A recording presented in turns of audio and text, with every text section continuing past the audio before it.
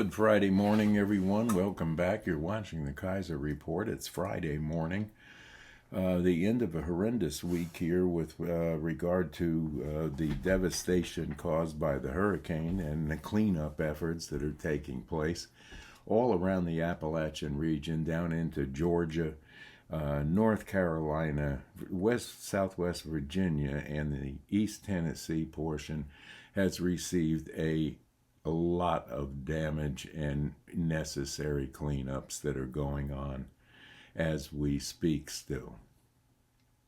Overnight, or sometime late yesterday, they decided on the port strikers.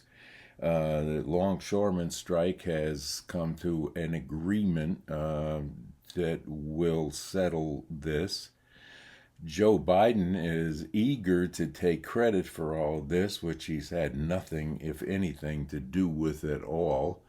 I think he got a little scared when Governor DeSantis in Florida decided to put his National Guard and State Guard into operating the Florida ports, which scared the hell out of Biden because that's one of their big plans going into the election to help them out. And now he's had to step back and take credit for settling all this.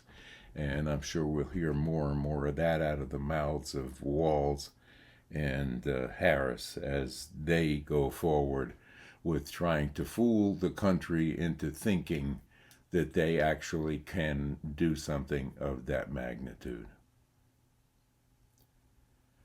So we've got Walz-eyed and Kamala word salad on one side, and we have the bloviating Trump set up on the other side. But I have to tell you that I have been very proud of the way J.D. Vance and Trump have handled themselves, not only through this emergencies that we've had crop up due to the hurricane, but also in the way they handle their debates and what they have to say. Is the name calling going to solve anything? No. But boy, they provide a lot of levity when you think about it. You know, we've got Kamala and the knucklehead out there every day giving us more and more humorous things to poke fun at. But I know it's not the time to do that. It's the time to pray for the people that are most in need right now, and that's the people that have been caught up in the devastation of this Hurricane Helena. And I know the left would like to point out to everybody that it's all due to climate change and Donald Trump that this happened. I go back long enough to remember horrendous snowstorms in the city of New York. I remember a long time back having hurricanes that were just as devastating in the upper states, such as New York, as it was here in Appalachia now. You're not going to fool me with all this climate change and the way around getting past climate change, because the more we fool with this earth and the more we take away God's plan for how to clean the forest and how to clean the water and stop polluting, which we do every day, and overbuilding in places where we should not have built.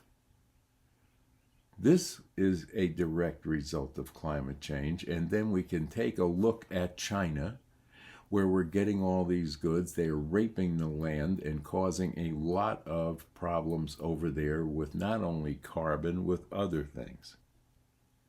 And we need to stop lighting off bomb tests all over the world, especially the nuclear ones that leave things in the atmosphere that will harm the earth in its entirety if this is kept up. Put away the nukes and take out your love, and then things will start to change.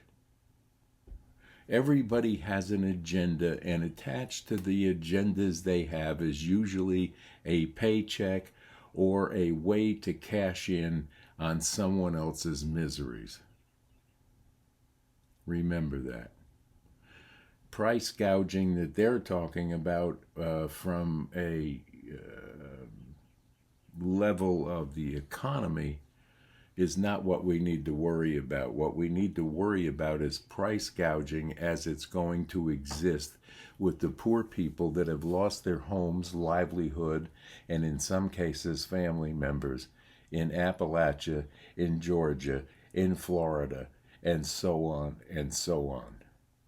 And as the goods on the shelf cease to be there or are there in limited supplies, people in their infinite ways of being human will find a way to make more money on it.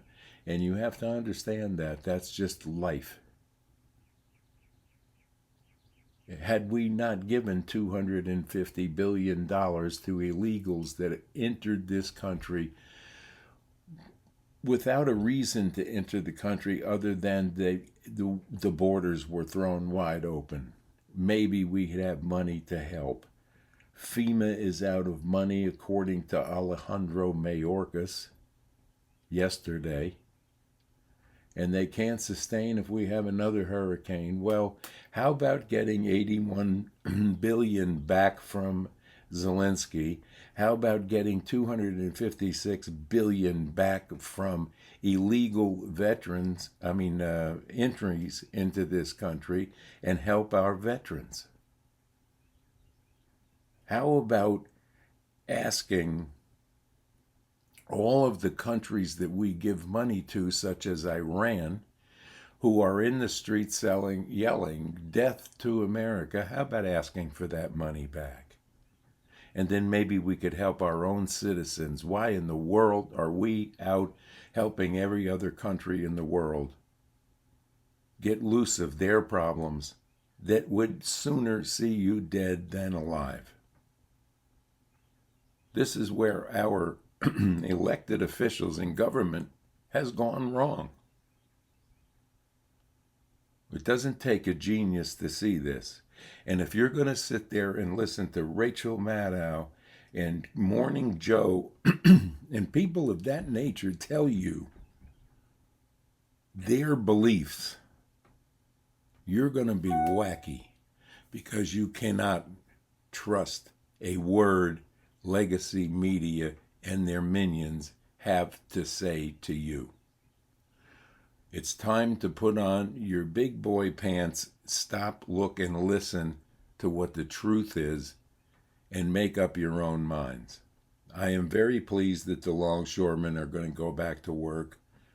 They have settled on a good contract, over 50% increase. And I hope they can live better and their families can live better on it. And I hope they will work a little harder to make sure we don't have a blip in our transportation systems in this country right now. Because just a scant couple of days of them being off the job is going to cause some delay in getting goods where they need to go. And then a major transportation strike, and you have not heard one word from Buttigieg.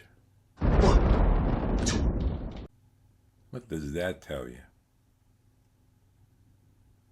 We have people in positions of power that have no wherewithal of doing the job that they're sitting in, much less fixing it when it goes awry. You promised you'd be nice.